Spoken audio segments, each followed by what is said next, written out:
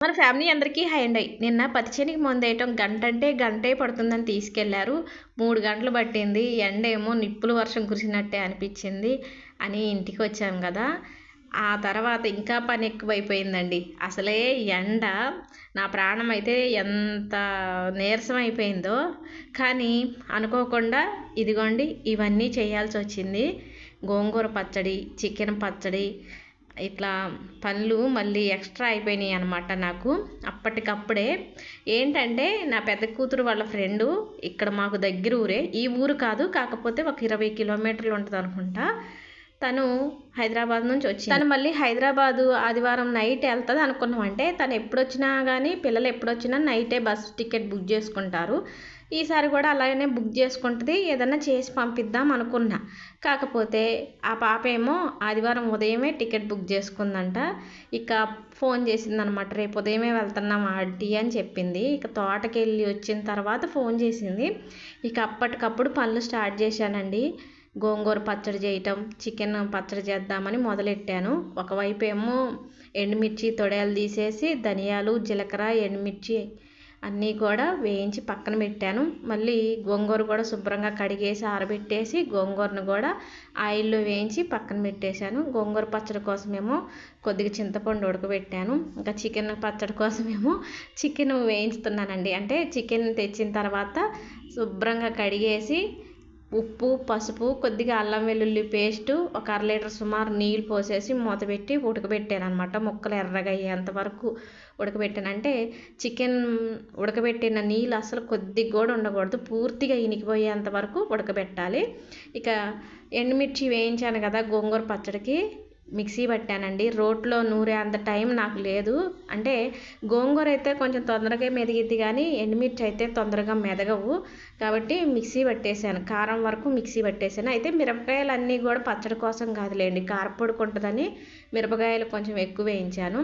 ఇక వేయించిన గోంగూరని రోలు శుభ్రంగా కడిగేసి రోట్లో వేసేసి ఇలా గోంగూరని నూరాను. గోంగూర కొంచెం మెదిగిన తర్వాత ఉడకబెట్టిన చింతపండు, అసలైతే ఈ పచ్చడికి చింతపండు గుజ్జు తీసి ఉడకబెట్టుకుంటే పచ్చడి కూడా గట్టిగా లేకుండా కొంచెం జారుగా ఉంటుంది. కానీ ఇక హడావిళ్ళల్లో చింతపండు గుజ్జు తీయకుండా ఓన్లీ వేడి నీళ్ళల్లో వేసి ఉడకబెట్టాను. గోంగూర నూరిన తర్వాత చింతపండు వేసేసి ఆ చింతపండు కొంచెం నూరిన తర్వాత రుచికి సరిపడేంత, పచ్చడికి రుచికి సరిపడేంత ఉప్పు, అలాగే మిక్సీ పట్టేసిన కారపొడి, వెల్లుల్లి రెబ్బలు, కొద్దిగా మెంతిపొడి, పసుపు ఇవన్నీ కూడా వేసేసి పచ్చడి అయితే నూరుతున్నాను. మామూలుగా ఉడకబెట్టిన గోంగూర పచ్చడి అయితే జారుగా ఉంటుంది. ఈ పచ్చడి గోంగూరని ఉడకబెట్టలేదు కదా, వేయించాను. పాపకు పంపించటం కదా, అక్కడికి వెళ్ళిన తర్వాత కనీసం ఒక వారం రోజులన్నా తింటుంది అని వేయించాను. లేకపోతే ఇంట్లో చేసుకోవటం అయితే ఉడకబెట్టే చేస్తాను, 2-3 రోజులు తినొచ్చు అనమాట. అదే గోంగూరని వేయించామనుకోండి ఇంకొక 4 రోజులు ఎక్స్ట్రా ఉంటుందని ఇలా వేయించాను. చూడ్డానికి మీకేమో పచ్చడి నూరేటప్పుడు గట్టిగా ఉందనిపిస్తుంది కదా, గట్టిగా ఉంటుందండి. ఇక కొంచెం 4 రోజులు నిల్వ ఉండాలంటే ఇలా చేస్తేనే బాగుంటుందని ఇలా చేశాను అనమాట. మేము ఇంట్లో ఎప్పుడన్నా చేసుకోవటం అయితే గోంగూరను ఉడకబెట్టి మిరపకాయలు వేయించి పచ్చడి చేస్తాను. అప్పుడు కొంచెం గట్టిగా లేకుండా జారుగా అనిపిస్తుంది. పచ్చడి నూరటం అయిపోయింది. మీకు ఈ వీడియోలో చూపించడం కొద్దిసేపట్లో అయిపోద్ది కానీ నాకైతే చాలా టైం పట్టిందండి. హడావిడి అయిపోయింది. ఇంకా పాప పొద్దున్నే పోవాలంటే ఈ సాయంత్రం కల్లా, అంటే శనివారం సాయంత్రం కల్లా ఇవన్నీ పంపించాలని హడావిడిగా చేస్తున్నాను. పచ్చడి నూరటం అయిపోయింది కదా, స్టవ్ వెలిగించి కళాయి పెట్టి నూనె వేడెక్కిన తర్వాత ఎండుమిర్చి, కొద్దిగా ఆవాలు, వెల్లుల్లి రెబ్బలు, కరివేపాకు వేసి తాలింపు పెట్టేశాను. ఈ తాలింపు పెట్టిన తర్వాత అయితే మరీ గట్టిగా లేకోకుండా కొంచెం జారుగా ఉంటుంది. ఇక్కడ మీకు ఒక మాట చెప్పటం మర్చిపోయాను. ఏంటంటే అసలే హడావిడిలో ఉన్నాను. అటు ఎండకి పత్తి చేనులో పనిచేసి రావడం, వచ్చిన తర్వాత ఇంట్లో పని చేసుకోవటం, మళ్ళీ ఈ పచ్చళ్ళు చేయటం, ఈ హడావిడిలో ఉంటే హడావిడిగా చేసామంటే ఏదో ఒక చికాకు అవుతుంది. ఏంటంటే అన్నం తిన్న తర్వాత పాలు పొయ్యి మీద ఉన్నాయండి. పాలు దింపుదామని గిన్నె తీస్తుంటే చెయ్యి జారి పాలు ఒలికినాయి అనమాట. చీర అంతా పడిపోయినాయి. ఇక చీర మార్చుకొని ఇక ఇప్పటి వరకు అయితే యూనిఫామ్ మీదే ఉన్నా. ఆ తర్వాత మళ్ళీ ఇలా ఉన్నానన్నమాట. ఇక గోంగూర పచ్చడి చేసినంతసేపు కూడా యూనిఫామ్ మీదే ఉన్నాను. ఇక యూనిఫామ్ అంటే అర్థమైపోద్దిలేండి మన వాళ్ళకందరికీ. కానీ గోంగూర పచ్చడి చేయటం అయిపోయింది కదా. గోంగూర పచ్చడిని ఒక గిన్నెలోకి తీసేసుకొని ఇక కళాయి కడిగి మళ్ళీ అదే కళాయిలో నూనె పోసేసి నూనె వేడెక్కిన తర్వాత బాగా ఉడికిన చికెన్ ముక్కలు ఉన్నాయి కదా, ఎర్రగా మంచిగా ఉడకాలండి చికెన్ ముక్కలు. చికెన్ పచ్చడికి కావాలంటే ఆ ముక్కల్ని నూనెలో వేసి వేయించుతున్నాను అనమాట. కానీ ఎండ మామూలుగా లేదు, వంటగదిలో అసలు ఉడికెత్తిపోతుందండి. ఎంత వేడిగా ఉందంటే మామూలుగా లేదు. ఇక చికెన్ ముక్కలు వేయించేటప్పుడు చికెన్ ముక్కల్ని నూనెలో వేస్తాం కదా, అలా వేసినప్పుడు నూనె చిందులు బాగా పడతాయండి బయటికి. అలా పడుకోకుండా ఉండటం కోసం చికెన్ వేయగానే మూత పెట్టేస్తాను. అలా మూత పెట్టడం వల్ల నూనె చిందులు బయటికి పడకుండా ఉంటాయి. మళ్ళీ మూతని కొద్దిసేపటికే తీసేసేసి ఇలా చికెన్ ముక్కల్ని మంచిగా వేయించుకోవాలి. నాకు మా చిన్న పాప 4వ తరగతి చదువుతున్న వరకు కూడా నాకు చికెన్ పచ్చడి పెట్టడం తెలియదండి. నేను ఒక సిస్టర్ దగ్గర నేర్చుకున్నాను. ఎలా అంటే మా మామయ్య గారి ఫ్రెండ్ ఒక అతను, మేము బాబాయ్ అంటాము, వాళ్ళ అమ్మాయి మమ్మల్ని అక్క అంటది.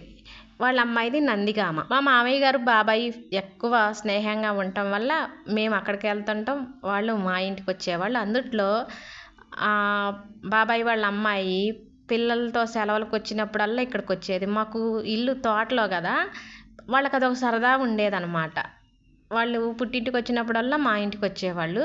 అప్పుడు ఆ సిస్టర్ చికెన్ పచ్చడి ఎలా చేయాలని నేర్పింది. ఆ తర్వాత మొదటిసారి నేను చికెన్ పచ్చడి ఎప్పుడు చేశానంటే మా బావగారు కూతురు కోసం చేశాను. బావగారు వాళ్ళ అమ్మాయి ఇంటర్ చదివేటప్పుడు ఖమ్మంలో ఒకరోజు అనుకోకుండా ఉదయాన్నే ఖమ్మం వెళ్ళాల్సి వచ్చింది.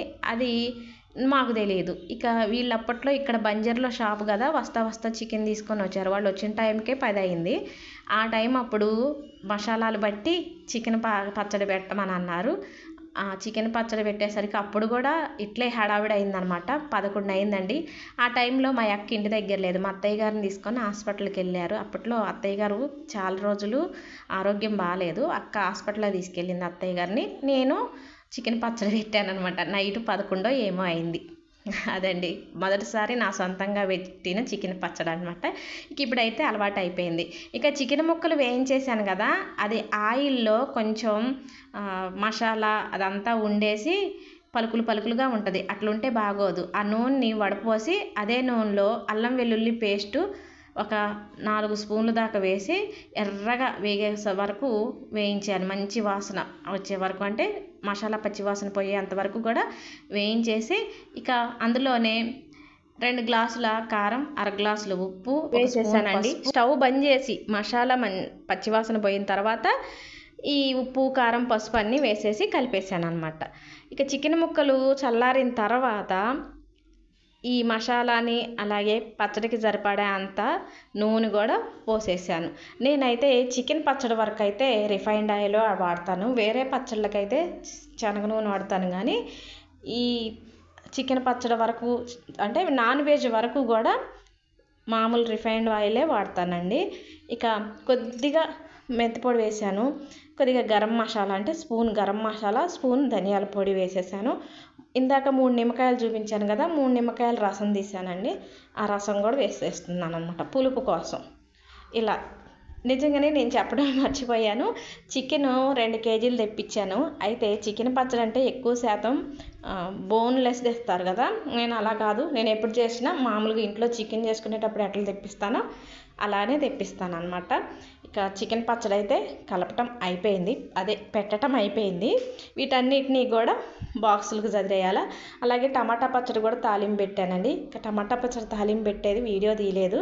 ఇప్పుడు వర్షాకాలం కదా, నాన్న పనులకి వెళ్ళొచ్చి ఇంటికి వచ్చేసరికి ఏదో ఒకటి తినాలని అడుగుతున్నాడని నాన్న కోసం అమ్మ కారపూస చేసింది. అది కొంచెం పంపించింది.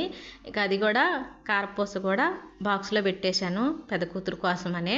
ఈ పచ్చళ్ళన్నీ బాక్సుల్లో చదువుతున్నాను. బాక్సులు అంటే ప్లాస్టిక్ డబ్బాలేలేండి.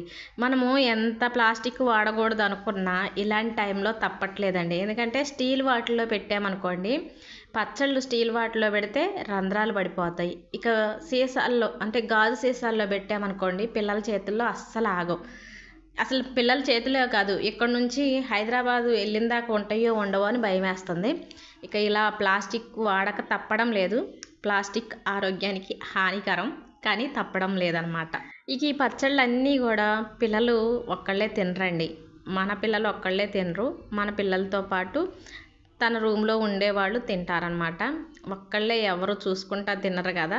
అంటే వాళ్ళు ఏమన్నా తెచ్చుకున్నప్పుడు వీళ్ళు తింటారు, వీళ్ళు తెచ్చుకున్నప్పుడు వాళ్ళు తింటారు. కానీ నెల పడింతరం అయితే ఈ పచ్చళ్ళు వాళ్ళకి రావు, రోజులే అనమాట. మహా అయితే 4 రోజులు 5 రోజులే. దూరాభారం కదండి, డబ్బాల్లోంచి నూనె ఏమన్నా తొనికిద్దేమో అని కవర్లో పెట్టి కడుతున్నాను. కవర్లు అనుకోండి మరి తొనికినా కానీ ఇక కవర్లోనే ఉంటుంది. అది తీసుకెళ్ళే వాళ్ళకి ఇబ్బంది ఉండదు, మనకి కూడా భయం ఉండదు అనమాట. అందుకని ఈ కవర్లలో పెట్టేస్తున్నాను. అమ్మయ్య, అవుతుందో అవ్వదో పని అనుకొని మొదలెట్టాను, కానీ అయిందండి. ఈ పని అంతా అయ్యేసరికి 5 అయింది టైము. అయితే ఆదివారం నాడు సాయంత్రం నైట్ వెళ్ళటం అయితే ఆదివారం పగలు కొంచెం తేలిగ్గా చిన్నగా చేసుకోవచ్చు. ఆదివారం ఉదయం వెళ్ళటం కాబట్టి అది కాకుండా నేను తోటలోంచి వచ్చేసరికి అటు ఇటుగా 2 అయింది. ఇక అప్పుడు స్టార్ట్ చేస్తే పనులు హడావిడి అయింది కదా. భయం వేసింది పంపించగలను పంపించలేను అని. ఎలాగో పని అయిపోయిందండి. ఇక అవన్నీ కూడా సంచిలో పెట్టేశాను. సంచి మా వారికి ఇచ్చేసాను. ఇక మా వారు వెళ్తున్నారనమాట. ఇవి తీసుకొని అటు ఇటుగా ఒక 20 కిలోమీటర్ల దాకా వెళ్ళాలి. ఇంకా ఇవే కాదండోయ్, మాకు ఇక్కడ దగ్గరలో ఒక స్వీట్ షాప్ ఉంది. చాలా పేరు మోసిన స్వీట్ షాప్. అంటే ఇక్కడ మా వరకు మాకు చుట్టుపక్కల ప్రాంతాల్లో బాగుంటుంది అనమాట. ఆ స్వీట్ షాప్లో స్వీట్లు కానీ స్నాక్స్ కానీ ఏమైనా చాలా బాగుంటాయి. మేము ఎప్పుడన్నా ఏదన్నా తీసుకోవాలంటే కంపల్సరీగా అక్కడికే వెళ్ళి తీసుకుంటాము. ఇక నా పెద్ద కూతురు వాళ్ళ డాడీకి చెప్పిందంట, డాడీ ఆ స్వీట్ షాప్లో డ్రై ఫ్రూట్స్ లడ్లు, చకోడీలు, ఇంకా అదేంటిది దాల్ మిక్చరా ఏదోనంట, అంతవరకు తీసుకురమ్మని లిస్ట్ చెప్పిందంట. అవి కూడా తీసుకొని వెళ్ళారు. అంటే హైదరాబాద్లో దొరకవని కాదు, ఇక్కడ బాగుంటాయండి. వీళ్ళు ఇక్కడ మంచిగా చేస్తారు, అందుకనే తీసుకురమ్మంది. ఇక అవి కూడా తీసుకొని వెళ్ళారు. ఇక వాళ్ళు వెళ్ళిన తర్వాత నేను పైన బట్టలు తీసుకొద్దామని పైకి వెళ్ళానండి. వాతావరణం చూడండి చాలా బాగుంది. ఇక లియోగాడేమో ఆడుకుంటుండన్నమాట. మనం ఓపికగా కూర్చోవాలే కానీ రోజంతా కూడా ఆడుకుంటానే ఉంటాడు వాడ. కానీ వాడితో పాటు నేను కూర్చుంటే పని ఎట్లండి? ఏదో వంట పని అయింది కానీ ఇంకా ఇంట్లో పని ఉంది కదా. నేను ఇంట్లో పని చేసుకుంటుంటే మా వారు ఇక అటు వెళ్ళి వచ్చేసారు. లియోగాడు పసిగట్టేసిండండి. మన వాళ్ళు అనుకుంటే గేటు దగ్గరికి వెళ్ళి తోక ఊపుతా ఉంటుందండి. కొత్త వాళ్ళు అనుకోండి గై గైన అరుస్తూ ఉంటాడు అనమాట. చిన్నోడే కానీ తెలివైనోడు. మరి ఈ వీడియో మీకు బోర్ కొట్టలేదు అనిపిస్తే లైక్ కొట్టండి. కొత్తగా చూసే వాళ్ళైతే సబ్స్క్రైబ్ చేసుకోండి అబ్బా.